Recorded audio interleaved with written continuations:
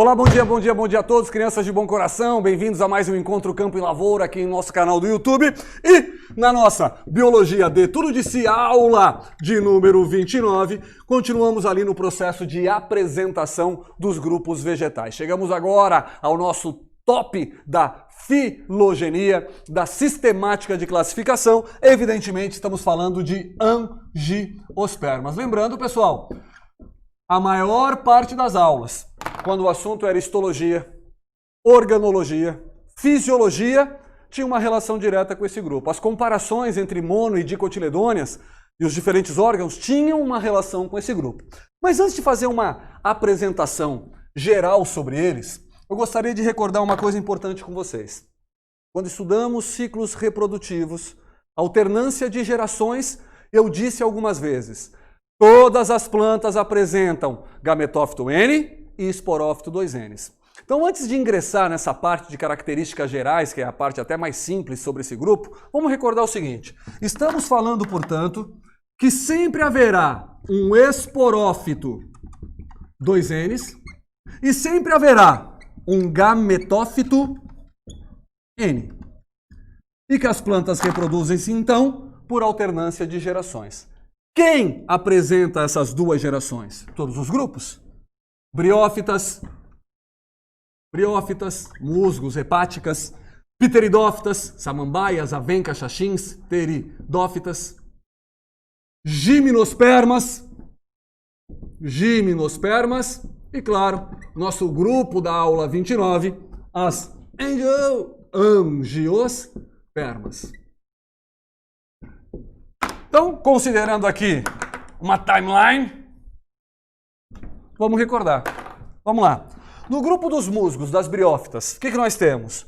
Um gametófito predominante sem órgãos verdadeiros, rizoide, cauloide e filoide. Um gametófito que produz gametas que ainda dependem da água para o deslocamento. Esses gametas se fecundam, originam um zigoto, e esse zigoto, então, dá origem a um esporófito. Um esporófito que é temporário, que é dependente do gametófito, eis as duas gerações que nós estudamos na apresentação sobre briófitas. Pteridófitas. Pteridófitas têm um gametófito reduzido, conhecido como prótalo, produtor de gametas, que também precisam da água para o deslocamento, para a fecundação. Há um processo de fecundação, há a formação de zigoto e agora temos um esporófito exuberante, com raiz, caule e folha, órgãos verdadeiros, sistema vascular. E vem aquela pergunta. São sempre duas gerações.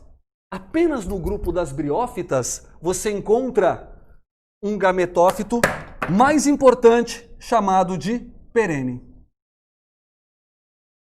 O esporófito duradouro não é que está presente nas pteridófitas. A partir de pteridófitas, qual é a geração mais duradoura? É a pergunta. Sempre o esporófito. Então aqui, é a geração mais importante, é a geração perene. E assim será para os próximos grupos também. Tanto que quando nós chegamos aqui em gimnospermas, vamos colocar uma araucária, uma representação de araucária. Certo? Você vai perguntar, o que é isso? A raiz é diploide, o caule é formado por células diploides, o ramo é diploide, as folhas em forma de agulhas são diploides, a pinha, estróbilo, estrutura de reprodução é diploide, então tudo que você vê em uma gimnosperma representa o seu esporófito duradouro. A mesma coisa para angiospermas. Vamos colocar aqui um exemplo, uma monocotiledônea, um colmo, uma cana-de-açúcar, certo? O que você tem aqui? Uma raiz fasciculada diploide, um caule diploide, folhas paralelinérvias diploide. Se houver formação de flor, a flor será diploide, enfim. Tudo que você observa numa planta adulta vai representar o seu esporófito. Então a pergunta que fica é, cadê o gametófito de gimnospermas e angiospermas? Recordando, o gametófito é a geração que produz os gametas. Então existe o gametófito feminino. O gametófito feminino é aquele saco embrionário, aquela estrutura que vai conter oosfera, núcleos polares. Então o saco embrionário o saco embrionário, algumas questões de vestibular chamam o próprio óvulo, o saco embrionário, ele é uma estrutura N que por mitoses originam um gameta. Ah, professor, você vai dizer que isso, que fica lá dentro do estróbilo, ou lá dentro da flor feminina, isso é uma geração? Pessoal, chame de reduzido, chame de temporário, mas não chame de inútil. Considerando que a regra é gametas em plantas, gametas só se originam por processo mitótico, só se originam por mitose.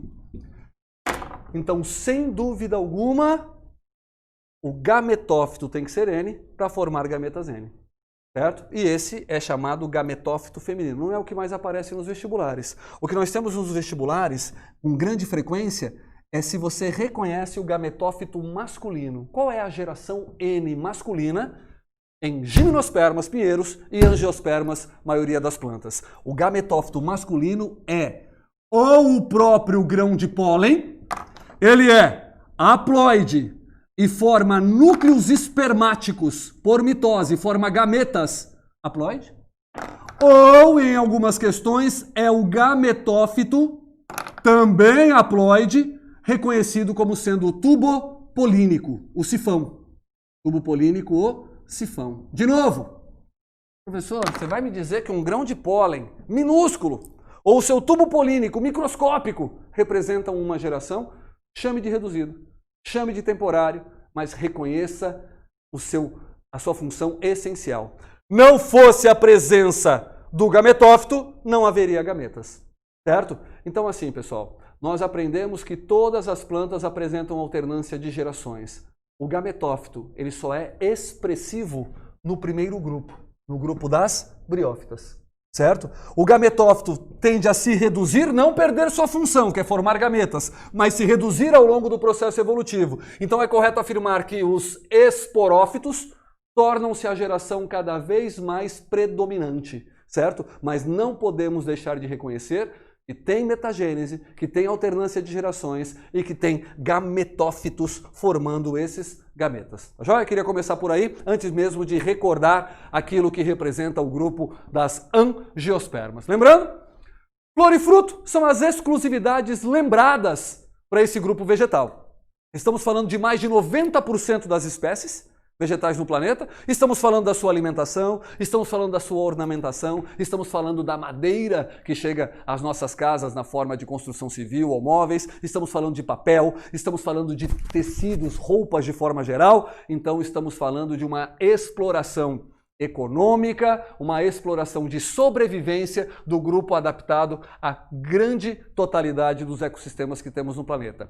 As angiospermas só não são maioria na floresta de tundra, onde você tem muitas briófitas, e as angiospermas só não são maioria na floresta logo abaixo de taiga, onde a maior densidade é de gimnospermas de pinheiros. Fora isso, vamos pegar Brasil, Amazônia, Pantanal, Cerrado, Caatinga, Pampas, Mata Atlântica, Manguezais, Restinga, angiosperma, até mesmo na Mata das Araucárias. Pergunta assim, ó, melhor, se afirmarem assim, há uma maior variedade de espécies de angiospermas na mata de araucárias do que variedade de gimnosperma. Verdade. Na mata de araucárias, a araucária angustifolia é destaque, mas variedade de espécies, considerando as plantas arbustivas, herbáceas, capim, ervinha, é de angiosperma. Então há uma maior variedade de angiospermas na mata de araucárias. E na mata de araucárias temos lá o destaque da gimnosperma araucária, enfim, certo? Mas temos aí também contemplado em outros estratos vegetais uma grande variação desse grupo. Beleza? Recordando, quando falamos em angiospermas, não canso de escrever, sentido etimológico, esperma, semente,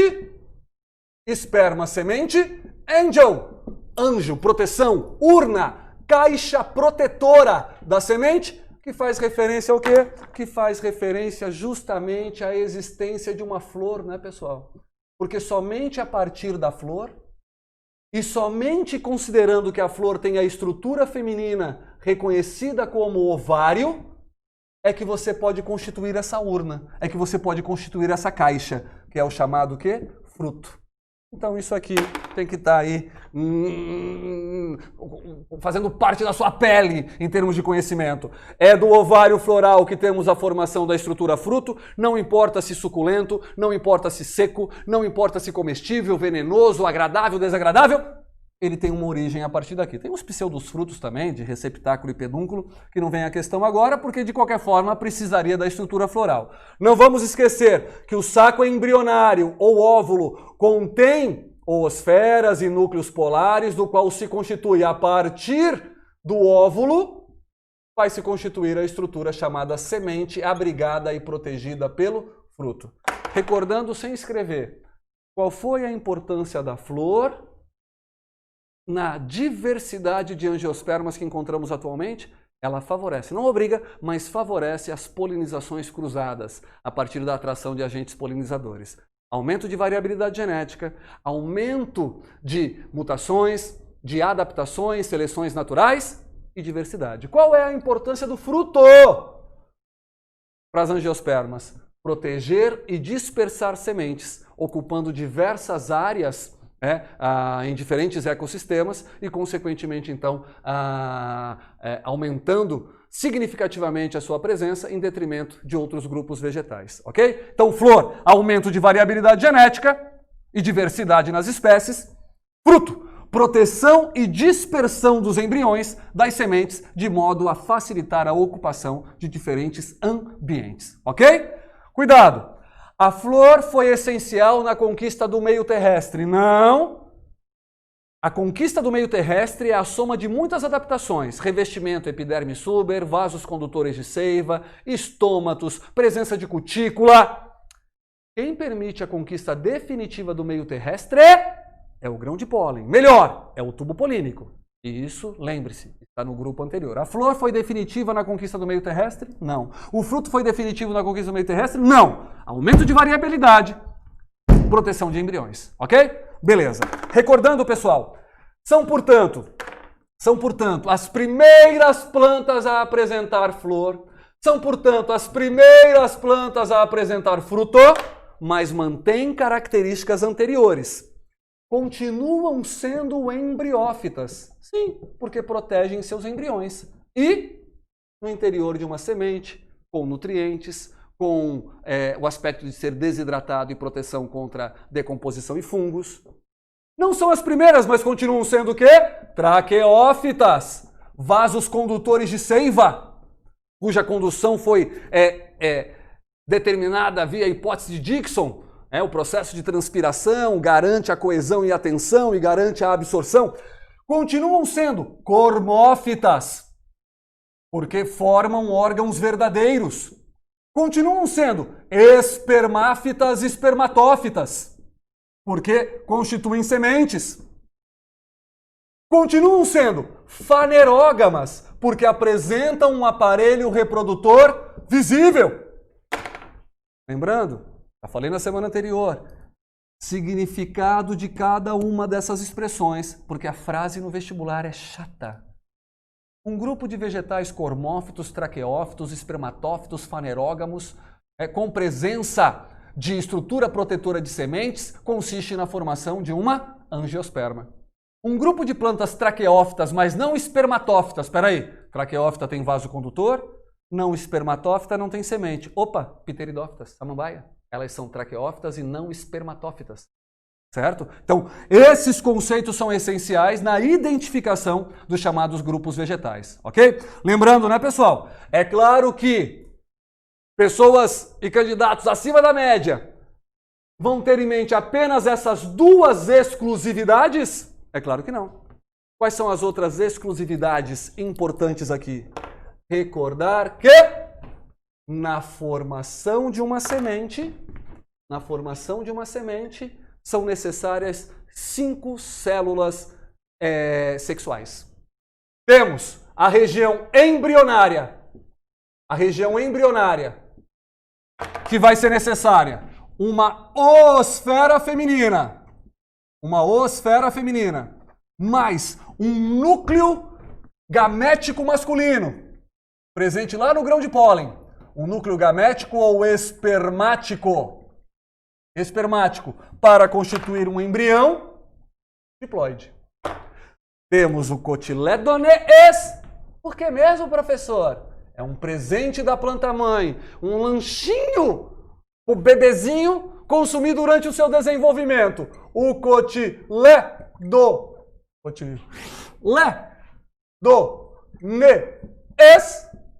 Classificando então angiospermas em mono e dicotiledônia, dependendo então da quantidade de folhinhas modificadas. Pode ser uma folha modificada, um cotilédone, duas folhas modificadas, dois cotilédones com reservas nutritivas.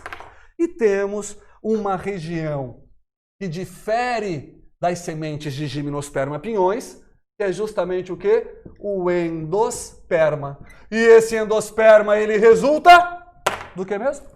Ele resulta de um núcleo polar feminino, mais um núcleo polar feminino, mais um núcleo polar feminino, mais um núcleo espermático masculino, pleonasmo, espermático masculino, para se constituir num tecido nutritivo triploide. Certo? Então, quais são as duas outras exclusividades das angiospermas? Que não apenas flor e fruto, as duas outras exclusividades são endosperma triploide, primeiras e únicas, certo? E o quê? O que estamos verificando aqui? Uma fecundação, duas fecundações e dupla fecundação. Fecundação. Certo? Porque se eu juntar o conhecimento desses termos com essas informações aqui, eu também identifico grupos. Uma planta que apresente, uma planta traqueófita, espermatófita, cormófita e com endosperma haploide, opa, porque isso e isso é comum também ao grupo anterior, de pinheiros. Agora, com endosperma haploide, endosperma haploide então é o quê? Gimnosperma. Certo? Lembrando, tem outra palavra importante aqui, ó, justamente faz menção ao gametófito masculino, ao tubo polínico, são sifonógamas. O que é ser uma sifonógama? É ter um sifão, é ter o tubo polínico. Então vamos lá, uma planta fanerógama, sifonógama pode ser pinheiro ou angiosperma. Né? Aparelho reprodutor visível, tubo polínico. Fanerógama, sifonógama com dupla fecundação. Opa, falou dupla fecundação, sem dúvida alguma, é o grupo que estamos estudando agora, ok? Então, cuidado, temos 4 exclusividades para este grupo vegetal que precisa estar aí na ponta da sua língua. Lembrando, temos aqui, ó, um quadro que foi construído ao longo de muitas semanas de trabalho, certo? Um quadro comparativo entre mono e dicotiledôneas, tá? Professor, eu dicotiledôneas, lembra que essa estrutura de caule organizada, né, nós chamamos de um caule eustélico. Então eu trago para cá e ao invés de chamar só de dicotiledônea, eu posso chamar de eudicotiledônea. E lembra, aqui você tem desenhos, mas as questões que você vai encontrar são frases, né? Então, uma planta com folhas paralelinérvias, diagrama floral, trímero, caule anastélico, trata-se de uma grama. Perfeito, tem que lembrar dos exemplos, né? Porque às vezes você reconhece todas as diferenças e esquece que monocotiledônea faz menção às gramíneas, faz menção ao capim, à cana, ao milho. Dicotiledônea, leguminosas, feijão, soja, mais as árvores ditas frutíferas. Então não esqueça de focar nos exemplos. E as diferenças, evidentemente você vai exercitar aí na sua apostila, né? Folhas paralelinérvias ou reticulares. Agora um detalhe, né? Não tem nesse quadro o nosso aprofundamento em cada um desses encontros. A anatomia. Lembra? Essas folhas têm o quê? Um mesófilo simétrico. Parênquima clorofiliano igual em cima e embaixo. Essa folha tem um mesófilo assimétrico, porque recebe luz apenas de maneira unilateral. Certo? Caules não crescem em espessura cresce em espessura. Mais importante, as monocotiledôneas têm um sistema vascular desorganizado. Ô professor, por que que é mesmo? Por que que é mesmo? Né? Deu aqui um exemplo de novo, cana-de-açúcar, ou palmeira, nesse caso cana-de-açúcar. Por que que é mesmo? O xilema e o floema são desorganizados porque quem organiza o sistema vascular é a presença de um meristema secundário chamado câmbio. Câmbio. E em monocotiledôneas, esse câmbio está ausente. Então o sistema vascular fica difuso, certo? Por isso chamado anastélico. É diferente, vem com a gente, quando você tem um caule típico das dicotiledôneas. Mesmo jovem, sem ainda ter formação de anéis, mesmo jovem, você já percebe um xilema para fora, um floema para dentro e principalmente a organização a partir de um meristema que logo será secundário, chamado de câmbio. Um aluno me perguntou numa das aulas ao vivo, que eu achei muito interessante. Professor, e o procâmbio? O procâmbio, ele é um meristema primário. O procâmbio é um meristema primário. Então, procâmbio tem em monocotiledôneas e procâmbio tem em dicotiledôneas. Certo? Problema. Em monocotiledôneas, esse procâmbio está desorganizado e não estabelece, então, uma relação de organização do sistema vascular. Enquanto que em dicotiledôneas ou eudicotiledôneas, o procâmbio se constitui em câmbio, meristema secundário, e organiza o sistema condutor. Certo? Flores. É fácil memorizar, né? Conjunto de 3, 6, 9, flores trímeras. Em dicotiledôneas, tetrâmeras ou pentâmeras. Lembre-se que o vestibular, ele pode trazer o diagrama floral. E trazendo o diagrama floral, achando espacinhos aqui para rabiscar, diagrama floral, sépalas, pétalas, estames, gineceu. Então eu percebo múltiplos de 3 nas chamadas peças florais. Então, monocotiledônea. Múltiplos de 4, 5, dicotiledônea, na identificação. Lembrando, né? Sempre de fora para dentro. Então, conjunto de sépalas é o cálice, conjunto de pétalas é a corola, conjunto de estames é o androceu, conjunto de pistilos ou carpelos é o gineceu. Diferenças aqui entre mono e dicotiledôneas. E, claro, as raízes, que trouxemos diferenças morfológicas, fasciculada, né? Típica raiz de capim, axial pivotante, típica raiz das dicotiledôneas, mas tínhamos diferenças anatômicas também, lembra? Dicotiledônea, uma endoderme com estrias de Caspari. Monocotiledônea, uma endoderme com reforços em U. Também tínhamos essas diferenças anatômicas. Então, pessoal, é claro que um quadrinho desse, que está na sua apostila também, está reunindo as principais informações e diferenças entre esses dois grandes grupos vegetais. E aqui é a constatação do que já colocamos. Núcleos polares e oosferas, os núcleos gaméticos. Teremos uma fecundação dos núcleos polares, e essa fecundação vai gerar um endosperma 3N. Teremos uma fecundação da oosfera, e isso vai constituir o cigoto. Certo? Aí, ó, gametófito feminino, gametófito masculino. Gameta sendo produzido pelo gametófito, gametas sendo produzidos pelo gametófito. Ok, pessoal? Com a certeza de que logo depois da aula 30, a aula 30 faz um grande apanhado, não perca essa aula, faz um grande apanhado dos diferentes ciclos reprodutivos, que não é só de vegetal não, tá, pessoal? É a nova titulação, é a nova organização desses ciclos reprodutivos. Considerando que depois da aula 30 temos semanas especiais de revisão sobre essa temática, essa aula, ela contribui. Você vai achar assim, pô, que básico, fiz as questões aqui em 6,2 minutos. Sensacional, é para fazer rápido mesmo, porque isso daqui é bem mastigado ao longo do ano, é uma apresentação das principais características e você tem que resolver com facilidade para então nas revisões nos aprofundarmos um pouco mais em cada uma dessas temáticas, beleza? Obrigado pela sua presença nessa aula, que é na verdade extremamente tranquila para você.